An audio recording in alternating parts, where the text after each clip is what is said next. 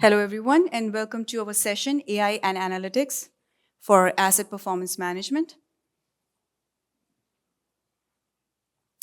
So I'm Inderpreet Shoker. I'm Director of Research at ARC, and I lead our research into APM area.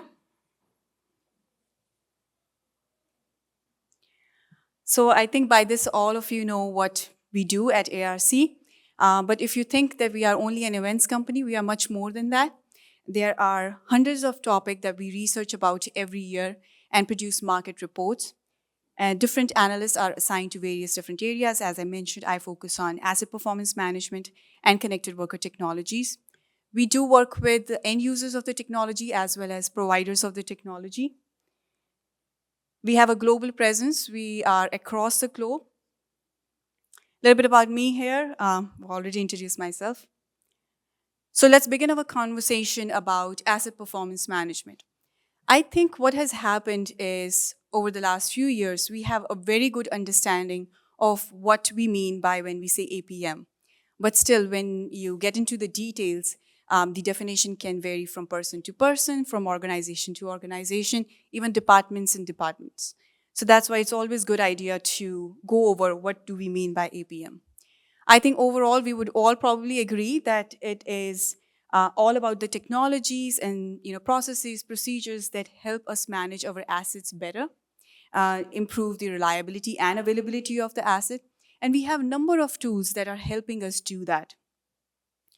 I think in last, I would say 10, 15 years, we have seen a number of new solutions coming out there that has really taken the APM forward. These tools include tools like augmented reality, remote workers, smart connectivity tools, and of course, a number of data and analysis tools that includes your digital twins, AI, analytics, and so on. So APM is not just about the availability and reliability of the asset. We have the visibility into the data to tie in our business goals. Earlier how maintenance and operations used to be different, and operations were the ones who were worried about meeting certain business goals, productivity goals, revenue, and so on. Now we are able to tie those business goals with APM strategies as well. So it has become more than just the reliability and availability. As I mentioned, there are a number of technologies that are helping us do that. In this particular session, we'll focus a little bit more on the analytics, machine learning, and AI piece of it. And all these three mean a little bit of different thing, but often in the industry, we see people using these terms interchangeably, and I would have to admit I do that too. So we ask end users, where are you investing? What are the technologies that are shaping your manufacturing practices, that is shaping your APM strategies? And this is what we heard from them. AI is getting a lot of attention.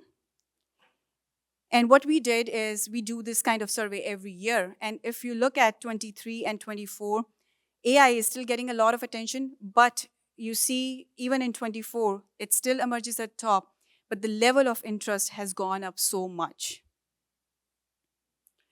So I'll just cover a little bit about different, AI ML techniques that we use in the industry. One is supervised learning. In this case, if we want to identify an image of the cat, in supervised, you train it one by one, step by step. So you train the model, this is cat, then not a cat, cat, cat, not a cat. So pretty simple. Unsupervised learning is a bit more advanced. You just give a bunch of data to your algorithm, and it applies various methods, in this case, kind of clustering, to know, okay, these are all the images of a cat. I really like semi-supervised and reinforced learning because it kind of combines both. It is a faster process because unlike unsupervised, you can do it quickly. But algorithms can be wrong as well. If it is wrong, then you can train the model, okay, this is where you're wrong, and you can improve that.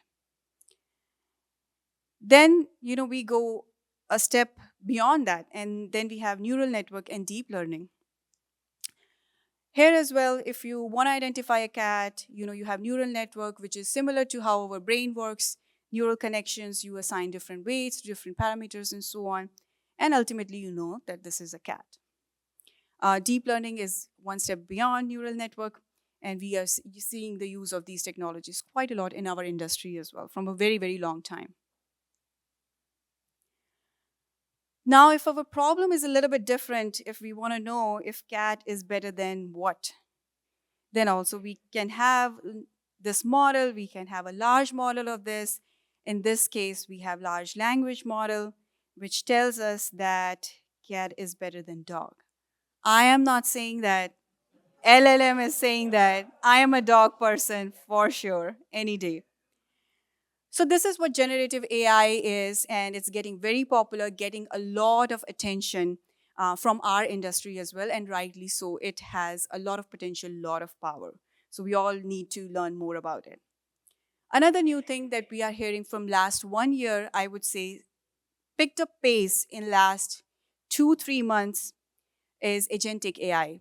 I think we'll definitely be hearing more of it in the near future, which goes one step beyond. If you have a complex problem, I want to find out the cutest cat breed, want to know in 15 miles of radius, where can I find one, and wanted to email. Those kind of tasks can be done by AI as well, where multiple steps are involved.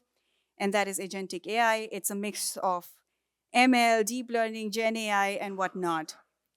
And I wanted to create an easy image, easy to understand. This is the best thing I found. So I'm just going to go with it. So basically, there are 4 steps involved: perception, where it acquires the data that it needs, it analyzes which tool it needs to solve the problem, and that is reasoning. It uses the tool to perform the action, and then it is continuously learning how to improve on the process. Satya Nadella, I think 2 months ago, said that agentic AI is going to replace SaaS. And that was a big thing. So definitely, this is something we need to watch out in our industry as well.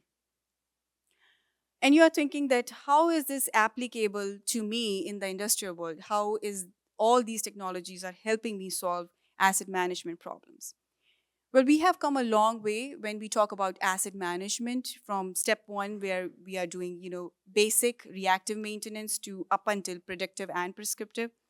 And with predictive and prescriptive, we have seen use cases in the industry for a very, very long time. And the value proposition is we have other techniques, condition monitoring, but predictive analytics, help us find out sooner if something is wrong with our assets so that we can fix it in time. Even in recent years, I think this technology has been improving. The models are more reliable. From end user side of it, we see more trust in predictive analytics. So definitely things are improving in this area as well. Technical assistance, this is something we are seeing in last 2 years quite a bit, where you have your software solution, but what companies are doing is they are adding an add-on AI assistance, pretty much like co-pilots. So it is helping, find the relevant information sooner. It is kind of like a helping hand when you are using your typical software. Knowledge capture. Of course, we talk about explicit knowledge quite a bit, and AI is doing quite a good job when it comes to retrieving information from manuals, from documents, how-to guides, and so on. But we have also hearing about AI now targeting tacit knowledge as well, where there are some of the things that cannot be easily retrieved by AI. It's like your expertise that you have acquired through years of working, your knowledge, your insights that you have, your intuition. But we are hearing about AI that is able to tackle these kind of knowledge sources as well. Synthetic data. In our industry, we have a lot of issue with when it comes to data quality. We have data gaps. We have missing data. Companies have just started to collect data in last 1 or 2 years. That is not enough. And sometimes I hear also about we don't have enough failure data, because in our industry, we try to avoid the failure, and hence we never get to that point. So there isn't enough failure data to train the model.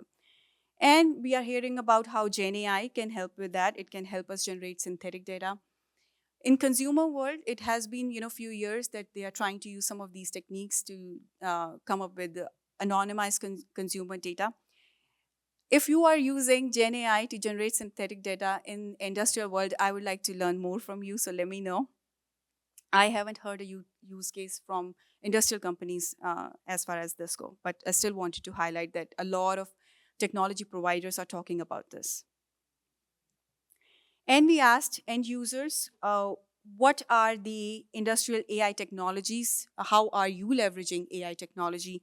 And this is some of the results that we have achieved.